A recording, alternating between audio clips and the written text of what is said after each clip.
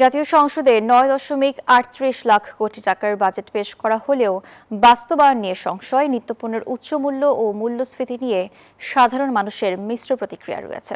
ব্যবসায়ীরা বিনিয়োগ সহায়ক পরিবেশ ও কর কমানোর দাবি জানালেও বিশেষজ্ঞরা বলছেন রাজস্ব আদায় ও অর্থনৈতিক স্থিতিশীলতা বজায় রাখা বড় চ্যালেঞ্জ। ২০২৬-২৭ অর্থ বছরে ৯,৩৮,০০০ কোটি টাকার জাতীয় বাজেট দিয়েছে নতুন সরকার। বিশাল অঙ্কের এই বাজেট বাস্তবায়নে অর্থনীতিবিদরা যেমন চ্যালেঞ্জ দেখছেন, তেমনি ব্যবসায়ীদের মাঝে রয়েছে মিশ্র প্রতিক্রিয়া। আর সাধারণ মানুষের নজর জীবনযাত্রার ব্যয় ও নিত্যপণ্যের দামের দিকে। সাধারণ মানুষের অভিযোগ, সংসার চালাতে হিমশিম খাচ্ছেন তারা। তেলের দাম বাড়তি, তেলের দাম কমবে, নিত্য প্রয়োজনীয় দাম কমবে। সাধারণ মানুষের ক্রয় ক্ষমতার মধ্যে সকল নিত্যপণ্য তাদের ক্রয় ক্ষমতার মধ্যে থাকবে, এরকম একটা বাজেট চাচ্ছি।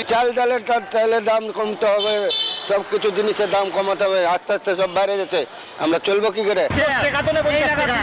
20 টাকা তরকারি হয়েছে 80 টাকা 70 টাকা, এটা মানুষ আসবো। ব্যবসা টিকিয়ে রাখতে কর কাঠামো আরো সহজ করার দাবি ব্যবসায়ীদের।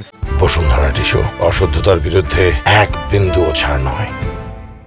যারা ক্ষুদ্র ব্যবসায়ী, বড় ব্যবসায়ী, মাঝারি ব্যবসায়ী, তাদের উপর অবশ্যই বাজেটের যে একটা ঘাটতি আছে এটা পড়বে, ডেফিনেটলি একভাবে না একভাবে পড়বে। বিশেষজ্ঞদের মতে মূল্যস্ফীতি ও রাজস্ব ঘাটতি পূরণে বড় কাঠামোগত সংস্কারের পাশাপাশি জীবনযাত্রার মান উন্নয়ন ও বাজার নিয়ন্ত্রণে পদক্ষেপ নেওয়া জরুরি। সেই সাথে সরকারের ইতিবাচক পদক্ষেপগুলো কতটা বাস্তবায়ন হয় সেদিকেও নজর তাদের। মূল্যস্ফীতি ধরা যাক যে 0.7 থাকবে, কিন্তু এটা দেখা যায় 1 বছর পরে এটা 0.10 হয়ে গেছে। এটা আমরা রক্ষা করতে পারি না। কাজেই যদিও সরকার কিছু ভালো কথা বলেছে, ভালো দিক উল্লেখ করেছে, কিন্তু সেই দিকগুলো আসলে ধরে রাখাটা সবচেয়ে বেশি গুরুত্বপূর্ণ।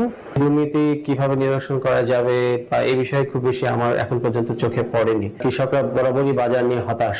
তাদের যে সময় শস্য বাজারে আসে তারা কিন্তু তাদের প্রত্যাশিত ন্যায্য মূল্য পায় না।